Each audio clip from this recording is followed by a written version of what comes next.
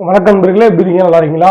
இன்னைக்கு நம்ம சேனல்ல முகலாயர்கள் மற்றும் மராத்தியர்கள் அப்படிங்கிற இந்த டாபிக்ல கடந்த 10 வருடத்துல டிஎன்பிஎஸ்சி குரூப் 4, குரூப் 2, குரூப் 1ல கேட்கப்பட்ட கேள்விகளை தான் அந்த வீடியோல நம்ம பார்க்க போறோம். ஸோ முழுசா அந்த வீடியோ பாருங்க, ஸ்கிரிப்ட் பண்ணாதீங்க. ஃபர்ஸ்ட் கொஸ்டின் என்ன அப்படின்னா, தவறுபடா ஆணையை பிரகடனப்படுத்திய முதல் அரசர். மறுபடியும் கொஸ்டின் சொல்றேன். தவறுபடா ஆணையை பிரகடனப்படுத்திய முதல் அரசர் யார் அப்படிங்கிற மாதிரி கேட்கிறாங்க.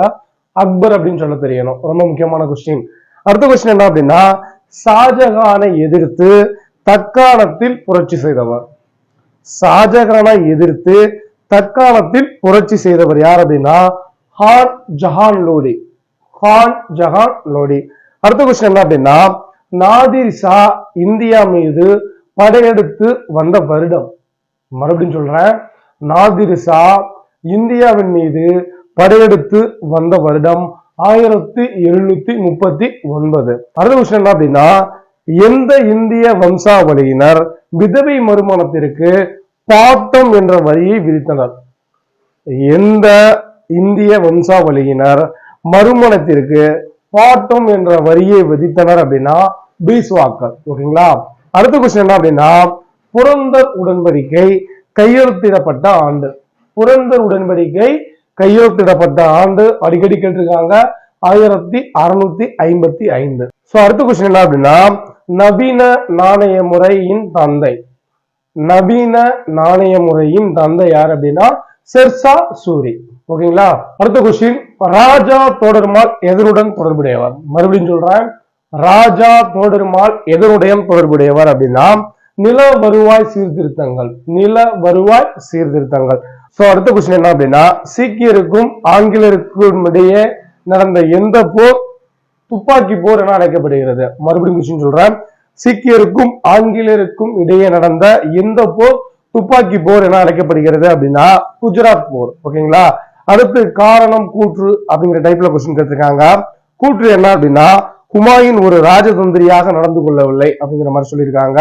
அதுக்கான காரணம் என்ன சொல்றாங்க அப்படின்னா, அவர் தன்னை எதிர்த்து கலகம் செய்தவர்களை மீண்டும் மீண்டும் மன்னித்தார். மறுபடியும் நான் சொல்லவா?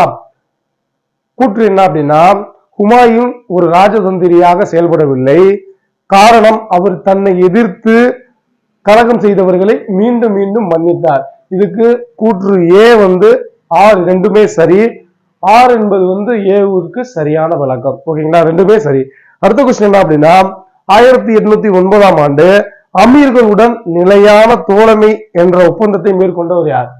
மறுபடியும் சொல்றேன், 1809 ஆண்டு அமீர்களுடன் நிலையான தோழமை என்ற ஒப்பந்தத்தை மேற்கொண்டவர் யார் அப்படின்னா மிண்டோ பிரபு. அடுத்த கொஸ்டின் என்ன அப்படின்னா, சீக்கியர்களின் 5வது குரு யார் அப்படிங்கிற மாதிரி கேக்குறாங்க. குரு அர்ஜுன் சிங் அப்படிங்கிற மாதிரி பேரு. சீக்கியர்களுடைய புனித நூல் என்ன அப்படிங்கிறத எனக்கு கமெண்ட் செக்ஷன்ல கமெண்ட் பண்ணுங்க. அதே போல முதல் சீக்கிய குரு யார் அப்படிங்கறது எனக்கு கமெண்ட் செக்ஷன்ல கமெண்ட் பண்ணுங்க. அடுத்த கொஸ்டின் என்ன அப்படின்னா, முதலாவது பர்மிய போர் இந்த உடன்படிக்கையின் போது முடிவுக்கு வந்தது அப்படிங்கிற மாதிரி கேள்வி கேட்கிறாங்க. முதலாவது பர்மிய போர் எந்த உடன்படிக்கைப்படி முடிவுக்கு வந்துச்சு அப்படிங்கிறது அப்படின்னா யாண்டவு உடன்படிக்கை.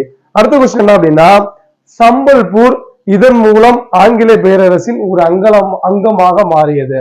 சம்பல்பூர் ஆங்கில பேரரசின் எதன் மூலம் அங்கமாக மாறியது அப்படின்னா அவகாசி கொள்கை. ஓகேங்களா? வாரிசிலப்பு கொள்கைன்னு ஒண்ணு இருக்கு, துணைப்பட திட்டம்னு ஒண்ணு இருக்கு. சோ வாரிசிலப்பு கொள்கையை கொண்டு வந்த ஆங்கில கவர்னர் யார் அப்படிங்கறத எனக்கு கமெண்ட் செக்ஷன்ல கமெண்ட் பண்ணுங்க. துணைப்பட திட்டம் யார் அப்படிங்கறத நான் சொல்லிடுறேன். துணைப்பட திட்டம் அப்படின்னா வெல்லஸ்லி பிரபு. இதுல இருந்து கேள்விகள் கேட்கறதுக்கு வாய்ப்புகள் நிறைய இருக்கு. சோ அடுத்த கொஸ்டின் என்ன அப்படின்னா, உலகின் ஒளி என்று அழைக்கப்பட்டவர் யார் அப்படின்னா நூர்ஜஹான். உலகின் ஒளி என்று அழைக்கப்பட்டவர் யார் அப்படின்னா நூர்ஜஹான். அடுத்த கொஸ்டின், தௌலதாபாத் தவறான வழிகாட்டுதலுக்கு ஒரு நினைவிடம் என்று கூறியவர் யார்? தௌலதாபாத் ஒரு தவறான வழிகாட்டுதலுக்கான நினைவிடம் என கூறியவர் யார் அப்படின்னா லேண்ட் பூல் அப்படிங்கிற ஒருத்தர் சொல்லியிருக்காரு. அடுத்த கொஸ்டின், இத்மத் உத்தௌலா என்ற நினைவு சின்னத்தை நிறுவியவர் யார்? ஜஹாங்கீர். மறுபடியும் சொல்றேன், இத்மத் உத்தௌலா என்ற நினைவு சின்னத்தை நிறுவியவர் யார் அப்படின்னா ஜஹாங்கீர். அடுத்து ரொம்ப ரொம்ப முக்கியமான கொஸ்டின், அக்பர் அமைந்த வழிபாட்டு கூடம் இபத் கா கானா அமைந்துள்ள இடம். அக்பர் அமைத்த வழிபாட்டு கூடம் இபத் கானா அமைந்துள்ள இடம் எது அப்படின்னு பாத்தீங்க அப்படின்னா பத்தேபூர் சிக்கரி அப்படிங்கிற இடம் தான். அடுத்து ரொம்ப முக்கியமான கொஸ்டின், ராக்சாஸ் மற்றும் தக்கடி கிராமங்கள் எந்த போருடன் தொடர்புடையன அப்படிங்கிற மாதிரி கேள்வி கேட்கிறாங்க. ராக்சாஸ் மற்றும் தக்கடி கிராமங்கள் எந்த போருடன் தொடர்புடையன அப்படின்னா தலைக்கோட்டை போர். தலைக்கோட்டை போர் எந்த வருடம் நடைபெற்றுச்சு அப்படின்னா 1565 நடைபெற்றிருக்கு. ஹால் டிக்கெட் போர் எந்த வருடம் நடைபெற்றது அப்படிங்கறத எனக்கு கமெண்ட் செக்ஷன்ல கமெண்ட் பண்ணுங்க. அடுத்து பசைன் ஒப்பந்தம் ஆங்கிலேயருக்கும் யாருக்கும் இடையே ஒப்பந்தமானது? பசைன் ஒப்பந்தம் ஆங்கிலேயருக்கும் யாருக்கும் இடையே ஒப்பந்தமானது அப்படின்னா பாஜிராவுக்கும் ஆங்கிலேயர்களுக்கும் இடையில தான் ஒப்பந்தமாச்சு. அடுத்த கொஸ்டின் என்ன அப்படின்னா ஷாஜகானின் ஆட்சி காலம் பொற்காலமாக கருதப்படுவது ஏன் என்றால் அப்படிங்கிற மாதிரி சொல்லியிருக்காங்க. மறுபடியும் கொஸ்டின் சொல்றேன்.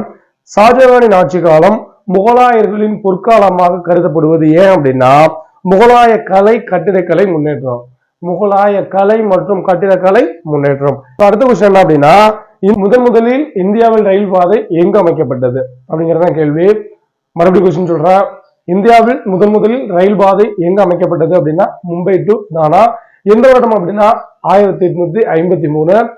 அடுத்து தமிழகத்துல முதலில் ரயில் பாதை எந்த இடத்துல இருந்து எங்க அமைக்கப்பட்டது, எந்த வருடம் அப்படிங்கறது எனக்கு கமெண்ட் செக்ஷன்ல கமெண்ட் பண்ணுங்க. சோ இந்த வீடியோல முகலாயர்கள் மற்றும் மராத்தியர்கள் அப்படிங்கிற டாபிக்ல கடந்த 10 வருடத்துல டிஎன்பிஎஸ்சில கேட்கப்பட்ட கேள்விகளை நம்ம பார்த்தாச்சு. போல நம்மளுடைய சேனல்ல தினமும் டிஎன்பிஎஸ்சி ப்ரீவியர் கொஸ்டின் பேப்பரை அனலைஸ் பண்ணி வீடியோ போட்டுக்கிட்டு இருக்கோம். இதுவரை நம்மளுடைய சேனலை சப்ஸ்கிரைப் பண்ணிக்கோங்க. நன்றி.